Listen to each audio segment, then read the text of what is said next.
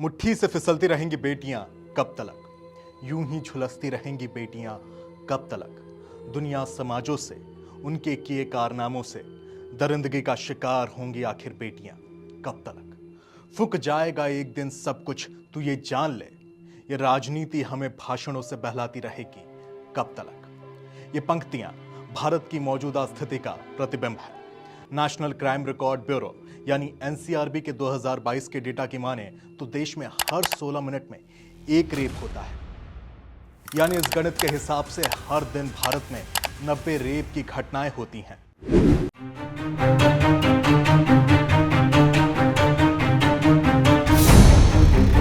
लेकिन आज से करीब 20 साल पहले देश में एक ऐसी घटना हुई थी जब सैकड़ों महिलाओं ने कोर्ट में घुसकर एक सीरियल रेपिस्ट को मार डाला था। यही नहीं, उसे मारने के बाद उसके मुंह में पत्थर और लाल मिर्च भर दी और उसके कान और प्राइवेट पार्ट्स भी काट दिए थे। तो चलिए आपको आज इसी कहानी से रूबरू कराते हैं।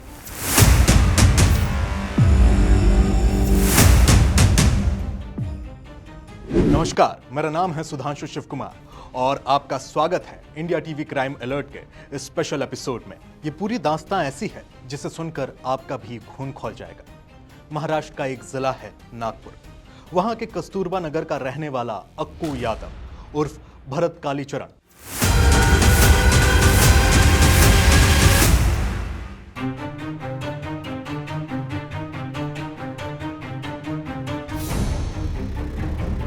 बचपन से झुग्गी झोपड़ी में रहते हुए छोटे छोटे अपराध करते करते एक बड़ा गैंगस्टर बन चुका था।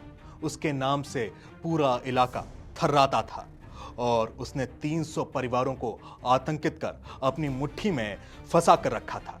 अक्कू यादव और उसके गिरोह के लोग पुरुषों, महिलाओं और बच्चों को पीटते, प्रताड़ित करते, महिलाओं का अंग भंग कर देते और उनकी दुष्कर्म करने के बाद हत्या कर देते थे। ये सब रोजाना होता था। ये सीरियल किलर ज्यादातर महिलाओं को अपना शिकार बनाता था। ये पहले महिलाओं का रेप करता और फिर चाकू से गोद गोद कर बड़ी बेरहमी से उनकी हत्या कर देता था। कस्तूरबा नगर स्लम में अक्कू यादव का नाम किसी बुरे सपने की तरह था। रिपोर्ट्स बताती हैं कि वो सिर्फ गैंगस्टर या सीरियल किलर या वसूली करने वाला ही नहीं था, वो एक सीरियल रेपिस्ट भी था।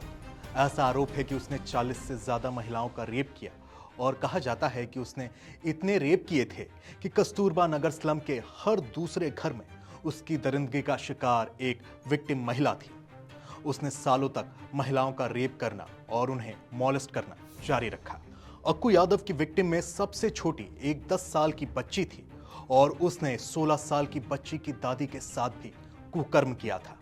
कहा जाता है कि अक्कू की गैंग और पुलिस महकमे से उसका नेक्सस ऐसा था कि अगर किसी ने उसके खिलाफ शिकायत करने की कोशिश भी की तो उसका जीना दूभर हो जाता था।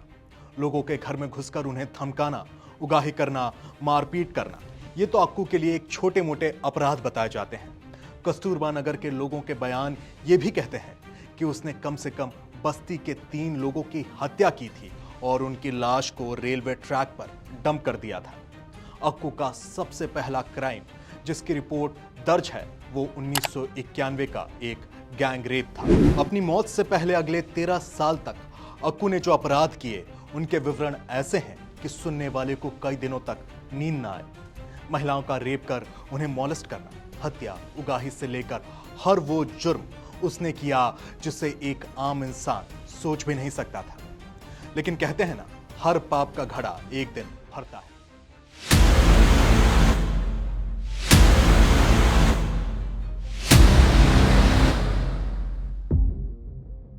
महाराष्ट्र के नागपुर शहर की जिला अदालत में रखे उस कैलेंडर पर दिन था 13 अगस्त का और साल था 2004।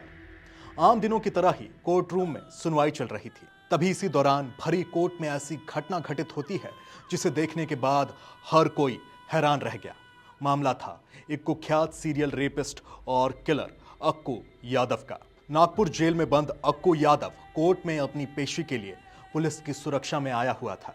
सुनवाई से पहले पुलिस ने अक्कू यादव को कोर्ट की ही बैरक में बंद करके रखा था। बैरक के बाहर 2 पुलिसकर्मी पहरा दे रहे थे।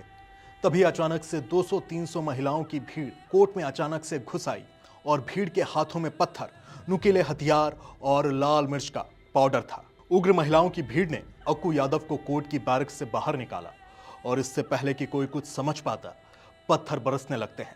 देखते ही देखते सैकड़ों महिलाएं चाकू हंसिया लेकर अक्कू पर टूट पड़ती हैं। किसी ने उसके कान काटे तो किसी ने गुप्तांग। उसके शरीर को मिनटों में नुकीले हथियारों से छलनी कर दिया गया और छलनी करने के बाद महिलाओं ने उसके हर कटे अंग पर लाल मिर्च का पाउडर झोंक दिया। आखिर अक्कू यादव का अंत भी उसके अपराधों की तरह ही हुआ। कोई सोच भी नहीं सकता था कि एक भीड़ भरे कोर्ट रूम में ऐसे किसी अपराध को अंजाम दे सकती है, लेकिन ऐसा हुआ। आगे और ऐसा होगा हमारी बस्ती में, और हम लोग ऐसे ही करेंगे आगे भी।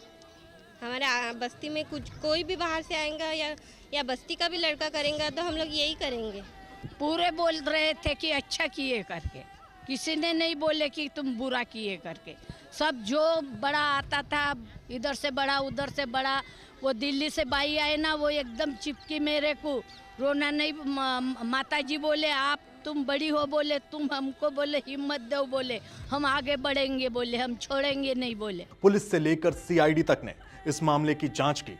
दरिंदे अक्कू यादव की हत्या के आरोप में पुलिस ने 400 महिलाओं पर केस तक दर्ज किया था, लेकिन कोर्ट में कुछ दिनों तक केस चलने के बाद ठोस सबूतों के अभाव में सभी महिलाओं को सम्मानपूर्वक बरी कर दिया गया।